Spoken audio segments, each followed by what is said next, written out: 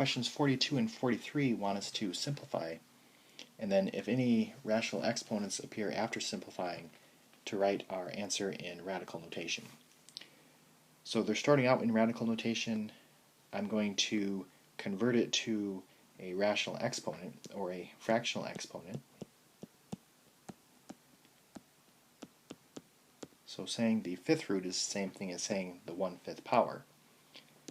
And then that 1/5 can get distributed. So this will be x to the 15 over 5 and y to the 20 over 5. And then you can reduce. So this will be x to the 3, y to the 4th. And there's no more fraction exponents. So this will be my final answer. For 43, if I convert this, this will be xy to the 21 over 3. Again, the exponent becomes the numerator, the index of the root becomes the denominator.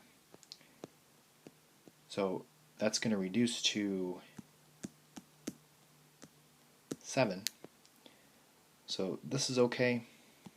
Or if you want to actually distribute the 7, you could write it as x to the 7th, y to the 7th. So either way is okay.